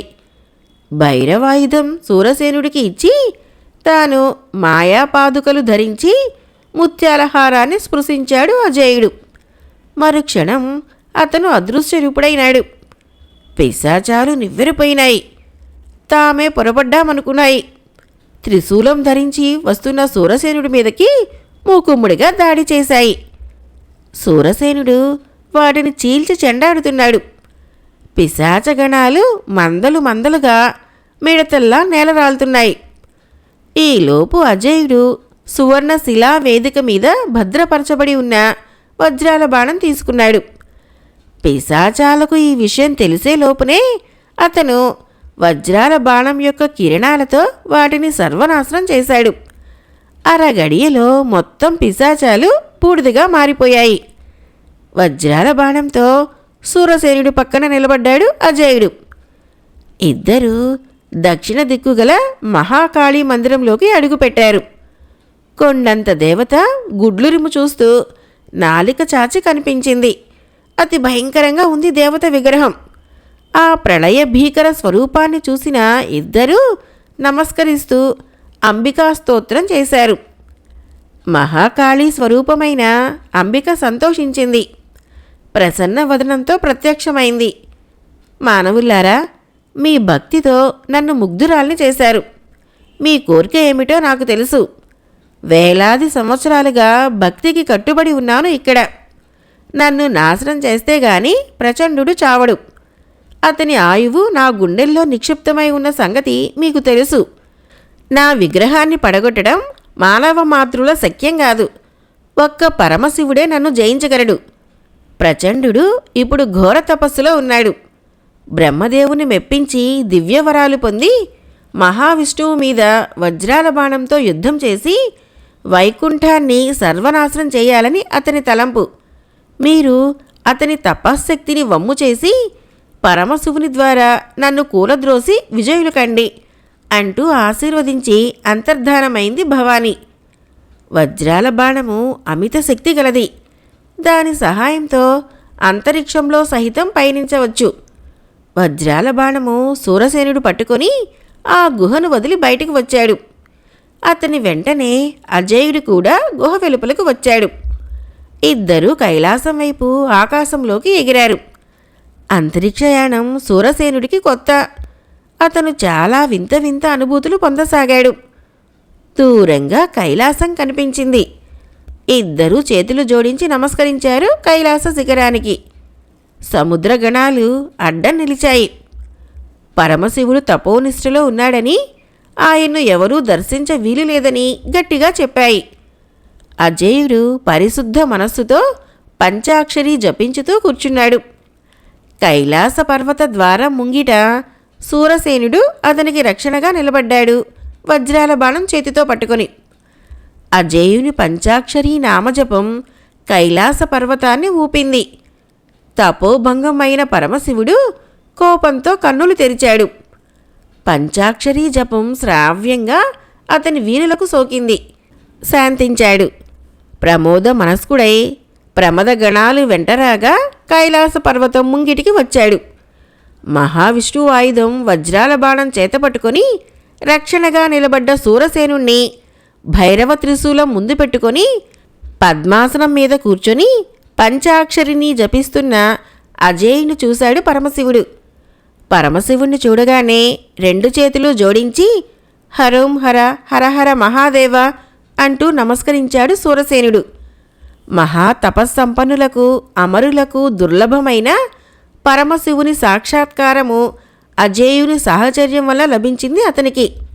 శివుడు సూరసేనుని దీవించాడు విజయోస్తు అని.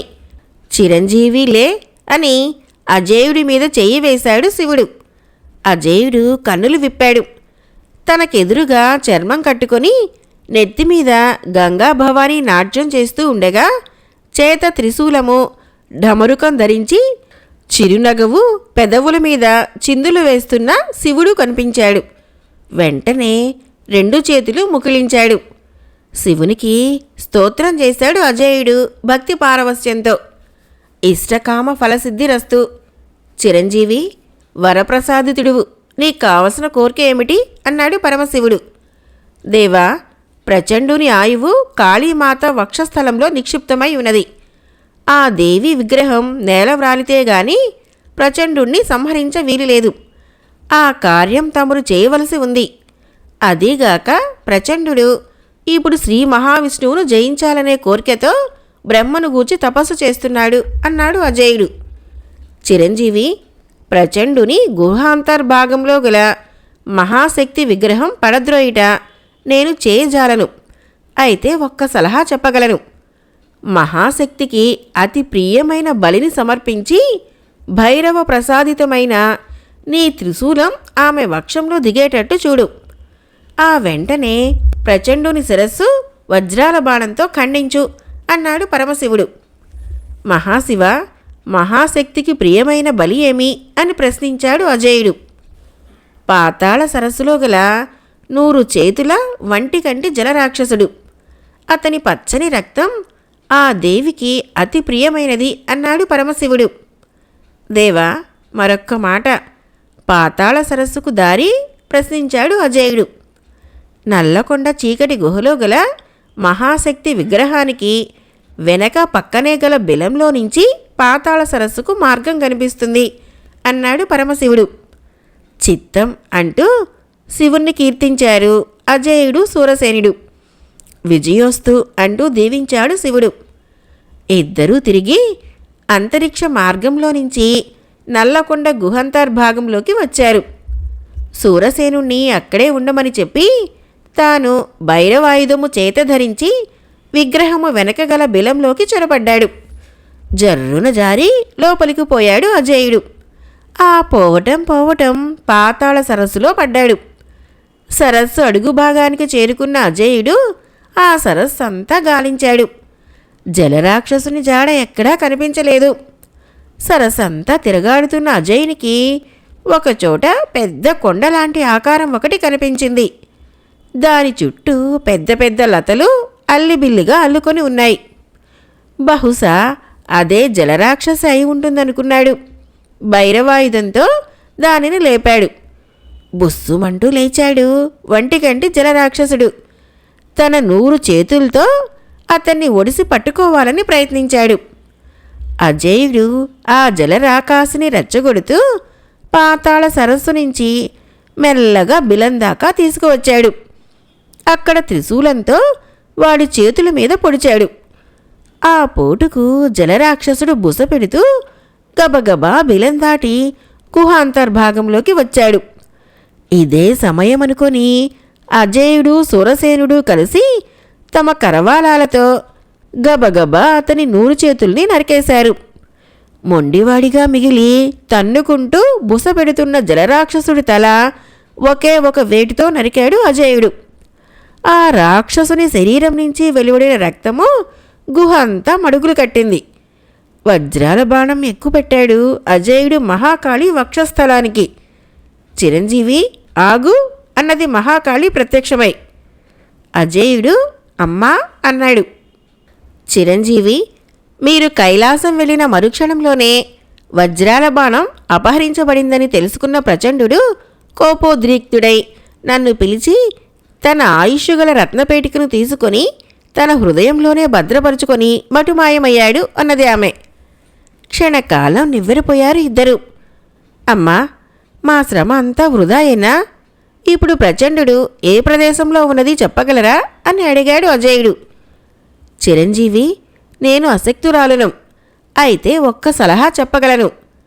గంధమాదన పర్వతం దగ్గరనున్న సరస్సులో గల పగడాల పడవులో సువర్ణ సింహాసనం మీదనున్న నీలమణిలో ప్రచండుని పేరు చెప్పి అడిగితే అతనెక్కడున్నదో తెలియగలదు అన్నది అంతర్ధానమవుతూ మహాకాళి.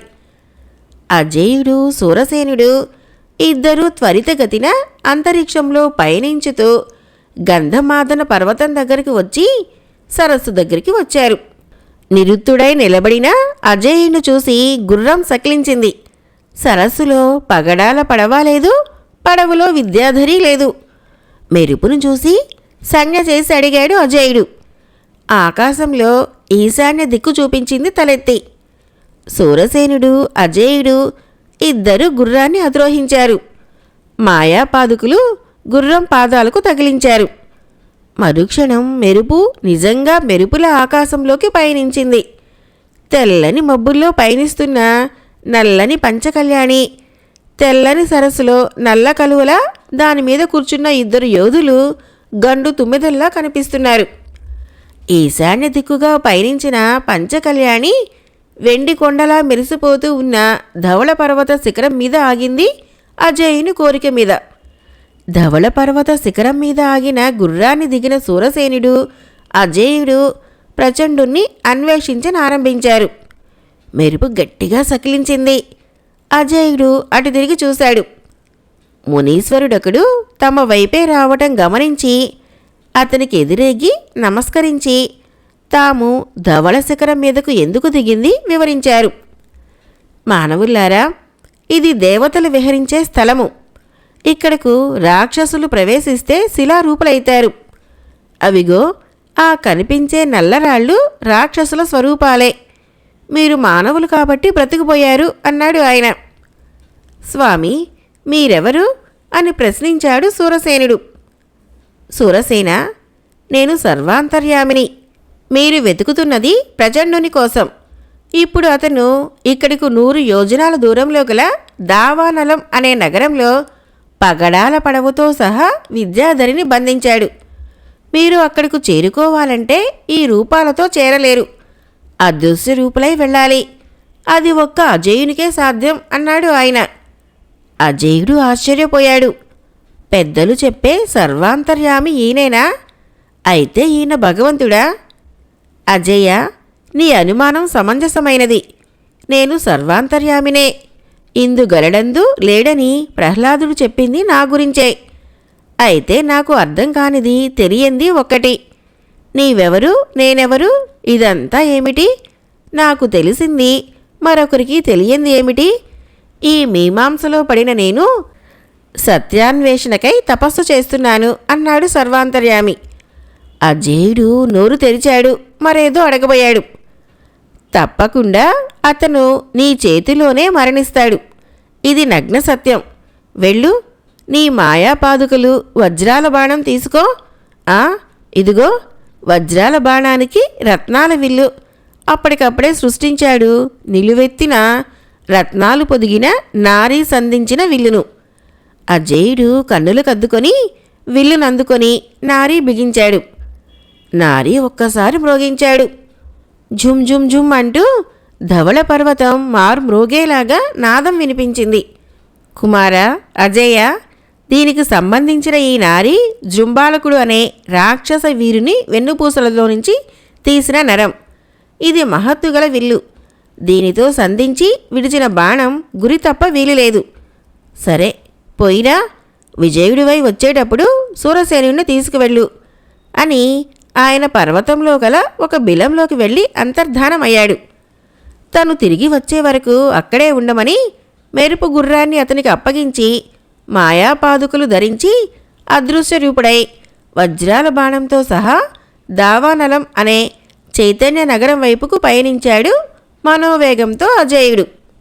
అమావాస్య చీకటి రాత్రిలో వజ్రాల దీవి నగరంపైకి ముసుగులు ధరించిన అనేక వేల మంది విరుచుకుపడ్డారు. నగరంలో గందరగోళ పరిస్థితి ఏర్పడింది. ఈ వార్త మహారాజు చంద్రసేనునికి, మంత్రి దండనాయకులకు తెలిసేటప్పటికే ఆలస్యమైంది. వజ్రాల దీవిపై శత్రురాజులు ఆకస్మికంగా ముట్టడి జరిపారు. ఆ రాత్రంతా సంకుల సమరం జరిగింది. శత్రుబలాలు పెరగసాగాయి. తెల్లవారింది. వజ్రాల దీవిలో గల ప్రజలు, సైనికులు సమాయత్తమయ్యారు. మహారాజు చంద్రసేనుడు, మంత్రి దండనాయకులు సకలాస్త్రములు ధరించి రణరంగానికి తరలి వెళ్లారు. రాజకుమారి అవిలాదేవి కూడా పురుష దుస్తులు ధరించింది. తల్లులకు నమస్కరించి కవచము, శిరస్త్రాణము ధరించింది. చూపరులకు యువరాజు అజేయుడు వచ్చాడా అన్నట్లు కనిపించింది. యుద్ధరంగంలో తండ్రి పక్కన చేరి శత్రు సైనికుల తలలు బంతుల్లా ఆడుకోజొచ్చింది.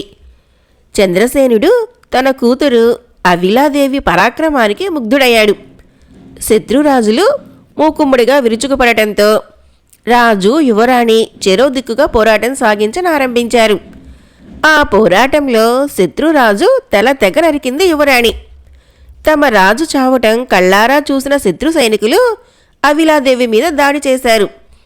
అయినా ఆమె విజృంభించి వారిని తరిమేసింది. సాయం సమయం అయింది. అందరూ విశ్రాంతి తీసుకున్నారు. ఒక రాత్రి, ఒక పగళ్ళు పోరాడిన వజ్రాల దీవి సైనికులు అలసట చెందారు. ఒకేసారి 4 దేశాల సైనికులతో పోరాడాలంటే సాధ్యమా? ఆ రాత్రి మహారాజు సర్వ సైన్యాధికారులను రప్పించి యుద్ధ పరిస్థితి వివరించాడు. రాజగురువు శ్రీకాంత శర్మ చంద్రసేనుడితో ఇలా అన్నాడు: రాజా, ఎందుకైనా మంచిది, వజ్రాల దీవి తలుపులు మూసి రాణులను, స్త్రీలను కోటలో ప్రవేశపెట్టండి అని సలహా ఇచ్చాడు. వజ్రాల దీవి కోట అభేద్యమైనది. ఎట్టి పరిస్థితుల్లోనూ ఆ తలుపులు పగలవు. అవి వజ్ర నిర్మితాలు. కోటగోడలు ఉక్కు కంటే గట్టిగా నిర్మించబడ్డాయి. మహారాజు అందుకు అంగీకరించి రాత్రికి రాత్రే స్త్రీలను, బాలురను, బాలికలను, వృద్ధులను కోటలో ప్రవేశపెట్టి వారికి సకల సౌకర్యాలు సంవత్సరానికి సరిపడే విధంగా అమర్చాడు. తిరిగి ఉషోదయం అయింది. రణభేరి మ్రోగింది. రాకుమారి అవిలాదేవి పూర్తి యుద్ధ దుస్తులు ధరించి తండ్రితో పాటు రణరంగంలోకి వచ్చింది. రాకుమారి శౌర్య ప్రతాపాలకు శత్రు సైనికులు జోహార్లు చేశారు. చంద్రసేనుడు అరివీర భయంకరుడుగా పోరాటం సాగించాడు. ఒక శత్రురాజు విడిచిన బాణం తగిలి గాయపడ్డాడు. అతని స్థానము యువరాణి ఆక్రమించింది. శర పరంపరలు వర్షింపజేసి తన తండ్రిని గాయపర్చిన వాని శరీరంలో వరుసగా బాణాలు నాటింది. మహారాజును కోటలోనికి ఎవరికీ తెలియకుండా పంపించారు. ఆయన వేషంలో రాజగురువు శ్రీకాంత శర్మ యుద్ధరంగానికి వచ్చాడు. ఇక మొదలైంది అసలైన పోరాటం. మహామహిమాన్వితుడు అజాతశత్రువు అన్న సామెతగా శత్రురాజులు, సైనికులు చెల్లా చెదురయ్యారు. రాజగురువు శ్రీకాంత శర్మ ధాటికి తట్టుకోలేకపోయారు. అయితే వజ్రాల బాణం లేదనే ధైర్యం కొంత, తమ 4 దేశాలపై సైనికులు కలిస్తే ఈ వజ్రాల దీవి సైనికుల బలం చాలదనే ధైర్యం కొంత వారిని విజృంపజేశాయి. 3 శత్రురాజులు ఒకేసారి విరుచుకుపడ్డారు రాజగురువు మీద. మహారాజు చంద్రసేనుడు ఇతడేననే అభిప్రాయంతో. వారు 3 శత్రు సైనికులను ఎదిరించాలంటే సాధ్యమా? రాజగురువు మీద ఒక్కుమ్ముడిగా విరుచుకుపడిన శత్రువులను చూసింది రాకుమారి అవిలాదేవి. తన పంచకళ్యాణిని అటుగా పోనిచ్చి వారిని ఎదుర్కొన్నది. ఈ సంకుల సమరంలో రాజగురువు ఒక దారి, రాకుమారి ఒక దారి అయ్యారు. శత్రు సైనికులు రాకుమారి అవిలాదేవిని చుట్టుముట్టి తమ గుడారాల వైపుగా తీసుకువెళ్ళి అక్కడ ఆమెను బంధించారు. ఈ విషయము మహారాజుకు కానీ రాజగురువు కానీ తెలియదు. సాయం సమయంలో యుద్ధం నిలుపుదల చేసినప్పుడు రాకుమారి కనిపించడం లేదని తెలుసుకున్నారు. మహారాజు చంద్రసేనుడు నీరు కారిపోయాడు. శత్రురాజులు రాయిబారిని పంపారు. మర్యాదగా వజ్రాల దీవిని అప్పగిస్తే రాజకుమారిని వదిలిపెడతాం, లేకుంటే ఆమెను సంహరించి ఖండాలు కానుకగా పంపిస్తామని చెప్పారు. ఈ వార్త పిడుగులా వినబడింది. రాకుమార్ని వదులుకోవటమా, వజ్రాల దీవిని స్వాధీనపరచటమా? అత్యవసర సమావేశం ఏ నిర్ణయమూ తీసుకోలేకపోయింది. 4 రోజుల వ్యవధి కావాలన్నారు చంద్రసేనుడు. రాజగురువు రాయబారితో అతను అంగీకరించి 4వ రోజు సాయం సమయానికి ఏ నిర్ణయం తీసుకుంటారో దానిమీదనే రాకుమారి జీవితము ఆధారపడి ఉంటుందని చెప్పి వెళ్ళాడు. ఆకాశంలో పయనిస్తున్న అజేయునకు దూరంగా మంటలు ఆకాశాన్నంటే నగరం కనిపించింది. అదే దావానల నగరంగా గుర్తించాడు అతను. నగరం చుట్టూ పెద్ద పెద్ద అగ్నికీలలు చుట్టూ ఉన్నాయి. దావానల నగరంలోకి అడుగు పెట్టాలంటే ఈ మంటల్ని దాటి వెళ్ళాలి. ఆకాశాన్నంటే జ్వాలలు అన్ని వైపులకు వ్యాపించి ఉన్నాయి. ధైర్యం చేసి అజేయుడు క్రిందకు దిగాడు. అయితే మంటలు అజేయుణ్ణి చుట్టుముట్టాయి. వెంటనే మళ్ళీ ఆకాశంలోకి ఎగిరాడు. ప్రచండుని తెలివితేటలకు జోహారు చేశాడు. ఆలోచనలో పడ్డ అజేయునికి ఆకాశంలో విహరిస్తున్న గరుడ పక్షి జంట కనిపించింది. దగ్గరలో దావానల నగరం తప్ప మరేమీ లేని చోట ఈ పక్షి జంట ఎక్కడి నుంచి వచ్చింది? బహుశా ఇవి రాక్షస నగరంకి చెందినవై ఉండవచ్చు అనుకున్నాడు అజేయుడు. వాటిని గమనిస్తూ అదృశ్య రూపుడై అంతరిక్షంలోనే నిలబడ్డాడు. పక్షి జంట కాసేపు విహరించి సూటిగా నగరం మధ్యకు ఆకాశంలో నుంచి దూకాయి. అజేయుడు అర్థం చేసుకున్నాడు. చుట్టుపక్కల ఎటు నుంచి నగరంలోకి ప్రవేశించాలన్నా అగ్నికీలలు చుట్టుముడతాయి. సూటిగా నగరం మధ్యలోకి ఆకాశం నుంచి ప్రవేశిస్తే అగ్ని చుట్టుముట్టదనే విషయం అర్థమైంది. వెంటనే అజేయుడు ఆకాశం నుంచి నగరం మధ్యకు దిగాడు. అదృశ్య రూపుడైన అజేయుడు నగరమంతా పర్యవేక్షించసాగాడు. ఆకాశాన్నంటే భవనాలు, సుందర నందనవనాలు, బారులు తీర్చిన వీధులు, సమస్త ఐశ్వర్యాలు గల అమరపురిలాగా ఉంది దావానల నగరం. ఇంత చక్కని నగరము, మంచి మానవులు గల ఈ నగరంలో మచ్చలాంటివాడు ప్రచండు. స్వర్ణకాంతులు ఇస్తున్న ఒక భవనం ముందు ఆగాడు అజేయుడు. విచ్చుకత్తుల పహారా ఉన్న దానవుల నుంచి తప్పించుకొని లోపలికి వెళ్ళాడు. రత్నాలు పొదిగిన గోడలతో మణిదీపాలతో సుందరంగా ఉన్నది ఆ భవనం లోపల. అజేయుడు గదులన్నింటినీ వెతకసాగాడు. పడమరగా ఉన్న గది తలుపులు బంధించబడి ఉన్నాయి. అజేయుడు బలంగా తలుపులు తెరుచుకొని లోపలికి వెళ్ళాడు. పాన్పు మీద విద్యాధరి ఏడుస్తూ కనిపించింది. దగ్గరగా వెళ్ళి మెల్లగా విద్యాధరి అని పిలిచాడు. ఆమె త్రుళ్ళిపడి లేచి ఆ స్వరం అజేయునిదిగా గుర్తించి స్వామి వచ్చారా అన్నది. అజేయుడు యథారూపం దాల్చి ప్రచండు ఎలా పగడాల పడవను విద్యాధరిని అపహరించింది అడిగాడు. స్వామి, మీరు వెళ్ళిన తర్వాత పగడాల పడవలో కూర్చున్న నాకు ఆకాశంలో ఎవరో పడవ మీదుగా పయనిస్తున్నట్లు గమనించిన నేను పడవ నుంచి బయటికి వచ్చాను. అంతరిక్షంలో పయనించే ప్రచండు నన్ను చూశాడు. వెంటనే పడవ మీదకు దిగి సుందరి, ఎవరు నీవు అని ప్రశ్నించాడు. నేను చెప్పాను, అంతే. ప్రచండు వికటాట్టహాసం చేసి పడవతో సహా ఇక్కడికి చేర్చాడు అన్నది. పగడాల పడవ ఎక్కడున్నది అడిగాడు అజేయుడు. దక్షిణపు దిక్కుగల మాయా సరోవరంలో అన్నది విద్యాధరి. అజేయుడు విద్యాధరిని వెంట తీసుకుని దక్షిణపు దిక్కుగా గల మాయా సరోవరానికి వెళ్ళి పగడాల పడవలో విద్యాధరిని ఎక్కించి, ఓ పగడాల పడవ, గంధర్వకాంత విద్యాధరిని తీసుకొని ధవళ పర్వతం మీద గల శిఖరానికి చేరుకో, ఇది భగవదాజ్ఞ అన్నాడు. మరుక్షణము పగడాల పడవకి ఇరుపక్కలా గల రెక్కలు విప్పుకుంది. ఆకాశంలోకి సూటిగా ఎగిరిపోయింది. పగడాల పడవ మెరుపు తీగలాగా ఎగిరింది. అజేయుడు నిజరూపంలో తిరిగి నగరంలోకి అడుగుపెట్టాడు. వజ్రాల బాణం చేత ధరించి రత్నాల వింటిని భుజానికి తగిలించుకొని ఉన్న మానవుణ్ణి చూడగానే దానవ వీరులు యుద్ధానికి తలపడ్డారు. అజేయుడు భైరవ త్రిశూలంతో వారిని చిందరవందర గావించాడు. అతని ప్రతాపానికి తట్టుకోలేకపోయారు దానవులు. ఈ వార్త ఎక్కడో పాతాళ నగరంలో ఉన్న ప్రచండుడికి చేరింది. అతను ఉగ్రుడై చేత శూలం ధరించి వచ్చాడు నగరానికి. రహస్య మందిరంలో విద్యాధరి, మాయా సరోవరంలో పగడాల పడవ అంతర్ధానం కావటంతో ప్రచండుడు కోపంతో, అజయ్య, నీ పని ఆఖరు అంటూ అజేయునిపై ప్రచండ శూలాన్ని విసిరాడు. నిప్పులు కక్కుతూ మీదకు వస్తున్న శూలాన్ని భైరవ శూలంతో ఖండించాడు. ప్రచండుడు గండ్రగొడ్డల్ని విసిరేశాడు. అర్ధచంద్రాకృతిలోనున్న ఆ గండ్రగొడ్డలి మహిమాన్వితం గలది. దాని ధాటికి ఎవరూ ఎదురు నిలవలేరు. అజేయుడు ఈ గండ్రగొడ్డలి దెబ్బకు చావటం ఖాయం అనుకున్నాడు ప్రచండుడు. అజేయుడు భైరవుని త్రిశూలం గండ్రగొడ్డలికి సూటిగా విసిరాడు. భైరవ శక్తి ముందు ప్రచండుని శక్తి చాలలేదు. గండ్రగొడ్డలి తుత్తునీలైంది. అజేయుడు సింహనాదం చేశాడు విజయోత్సాహంతో. ప్రచండుడు మండిపడ్డాడు.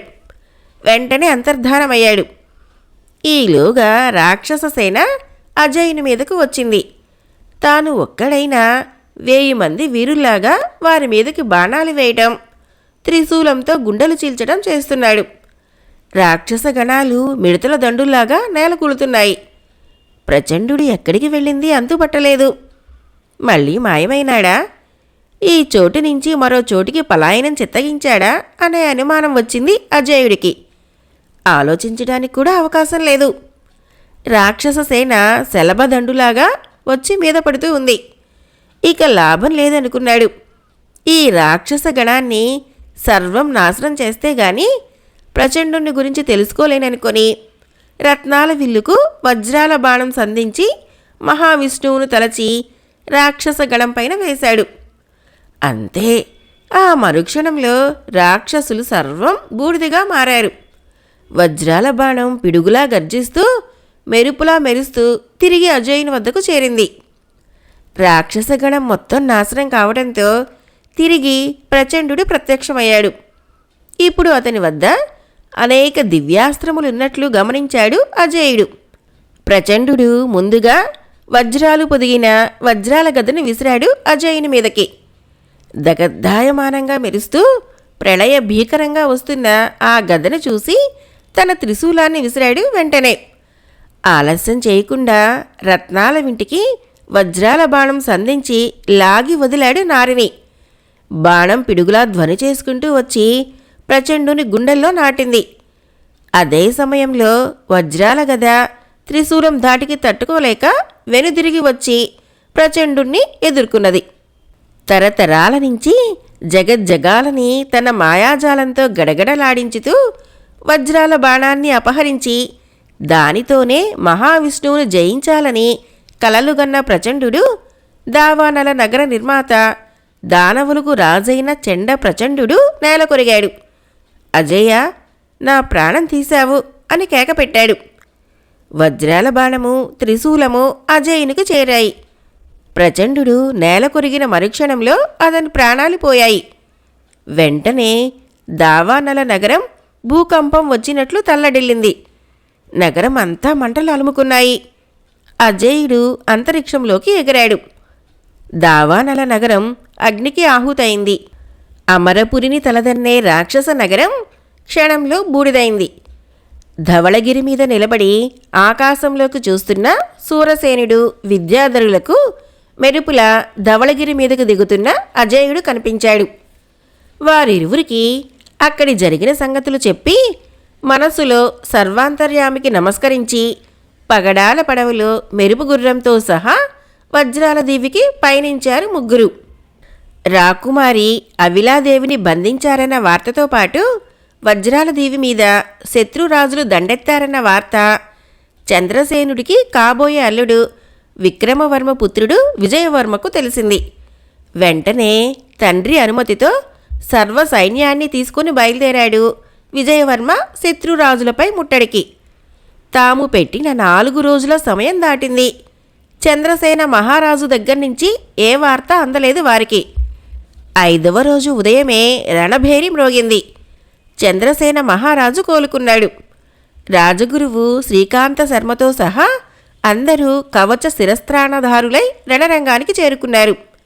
విజయమో వీరస్వర్గమో అన్నట్లు పోరాటం జరుగుతుంది. ఎవరికి వారు విజయలక్ష్మి తమనే వరించాలనే దీక్షతో పోరాడుతున్నారు.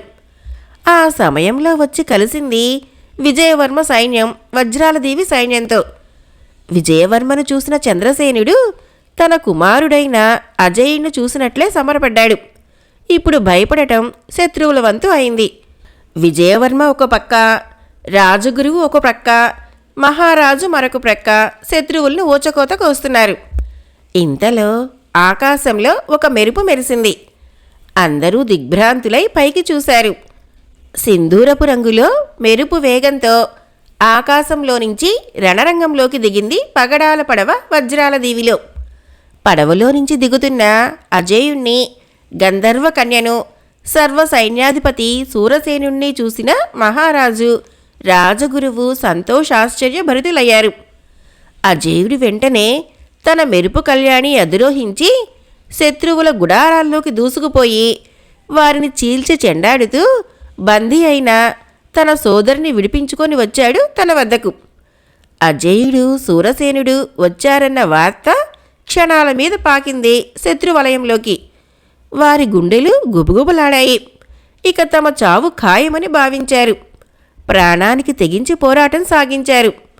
అజేయుడు ఒక్కసారి శత్రువులకెదురుగా నిలబడి రత్నాల విల్లు నారీ మ్రోగించాడు. దాని ప్రళయ భీకర శబ్దానికి శత్రువుల గుండెలు పగిలాయి. వజ్రాల బాణము వింటికి సంధించి లాగి వదిలాడు శత్రుసేనలపైకి. అంతే, వజ్రాల బాణం నుంచి వెలువడే మృత్యు కిరణాలు శత్రురాజులను వారి వారి సైన్యాలతో సహా ఒక్క క్షణం వ్యవధిలో బూడిద చేశాయి. చంద్రసేనుడు తన కుమారుడి సాహసాన్ని మెచ్చుకున్నాడు.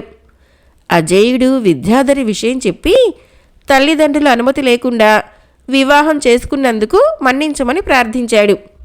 సూరసేనుడు తను ఎలా మృత్యుపాలైనది, తిరిగి ఎలా అజేయుని వల్ల పునర్జీవితుడైనది రాజగురువుకు చంద్రసేనుడికి చెప్పాడు.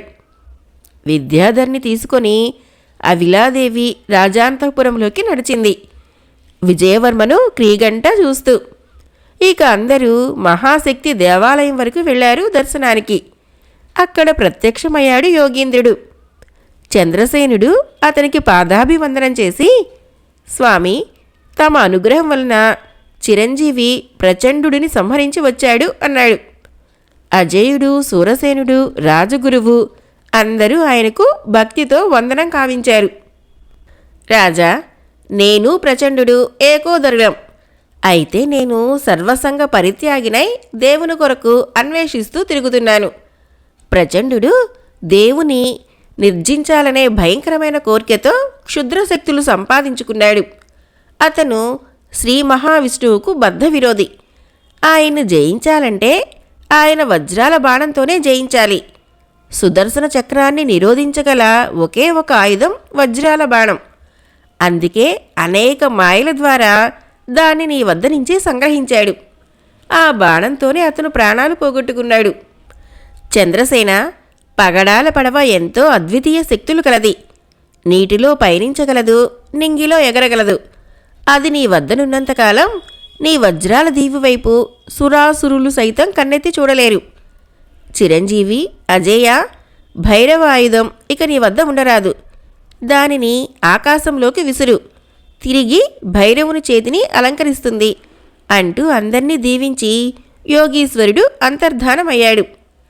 అజేయుడు తన చేతిలోని త్రిశూలాన్ని కన్నులకద్దుకొని శక్తి కొలది ఆకాశంలోకి విసిరేశాడు.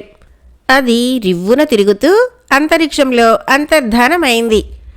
రాజగురువు శ్రీకాంత శర్మ నిర్ణయించిన శుభముహూర్తంలో అంబికా దేవాలయంలో అజేయునకు, విద్యాధరికి, అవిలాదేవికి, విజయవర్మకు వైభవంగా వివాహం జరిగింది. ఆ వివాహానికి గంధర్వులు, దేవతలు వచ్చి వధూవరులను దీవించారు.